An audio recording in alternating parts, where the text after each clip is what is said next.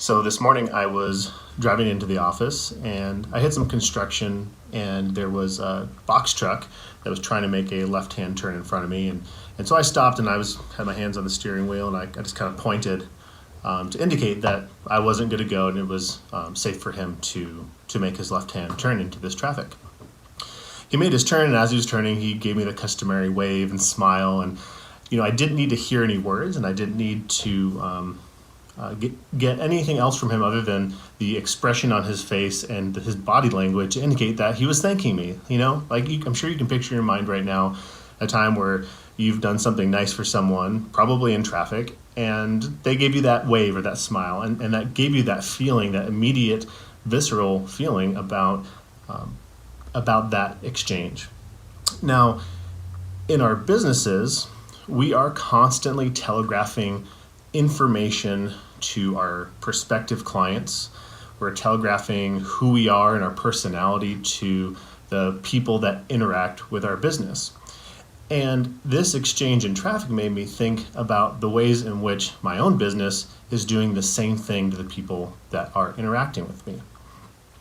So there's a couple things that I think we all can look at in our businesses that when you know that you check these things off, that you are doing these very simple things in order to provide a better experience for the people that interact with you, and the better experience you provide for the people that are potential customers or even existing clients, the more revenue you're going to make.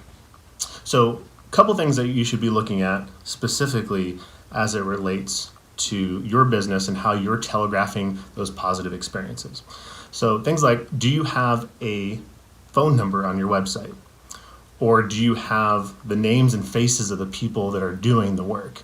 I can't tell you how many web designer and digital marketing websites that I see in our community that are totally void of that information, right?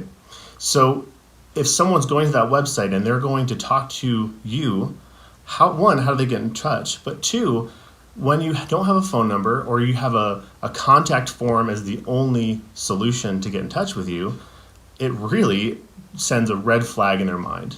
It really makes that prospect wonder, is this a real business? What if they're thinking, what if they have a concern or an issue in the future? Is this how I'm going to be able to get in touch with them? The perception is that when you don't have a phone number or an easy way to contact somebody on the website, or you're hiding your face or who you are, that you have something to hide, and that the experience that they might have in working with you isn't going to be a good one. When somebody calls you, does anybody pick up the phone? Do you pick up the phone? It's okay if you can't answer 100% of the calls that come in, but if your preference is email or text and you're getting a phone call, you need to be answering the phone, and you need to be able to handle that, because you may only have that one chance to capture that opportunity, and not picking up the phone, again, telegraphs a negative experience. Do you have reviews? And are they good ones, right? So if you don't have reviews right now, get the people that you've done work with to leave you those reviews, because that's another indicator. That's an easy way to telegraph. Let's talk about in person. How do you dress? How do you look? Are you clean? Are you professional? Are you in the way that you appear? Or is there something about the way that you are working or dressing that is indicating otherwise? When you're with that person, are you making eye contact? Or are you kind of darting around and not really wanting to make eye contact with them? Those little subtle cues are ways that you're building trust with that prospect.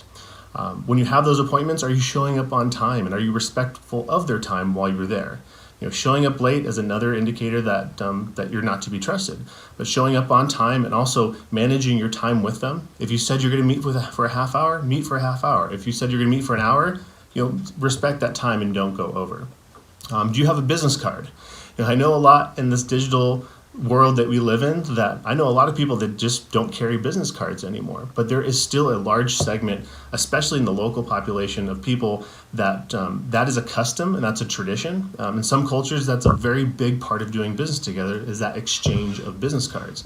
Now, if you don't have one, consider why not, and maybe just having printing up a few of those would be something that is going to help you set that edge. And this is really about being very trustworthy. And above all, do you keep the commitments that you make? If you say you're going to deliver a proposal when at a certain time, do you keep that time? And if you're consistently missing things and you're telegraphing to those clients reasons not to trust you, the likelihood of you getting those projects or continue to keep working with those clients is very low. Now, there's definitely times where, despite all these things maybe being an issue for you, or some of these things being an issue for you, you might still get the job. But I can tell you that as you systematically improve each of those things on the list, that not only will you get more jobs, but you'll be able to charge more for the jobs that you are getting.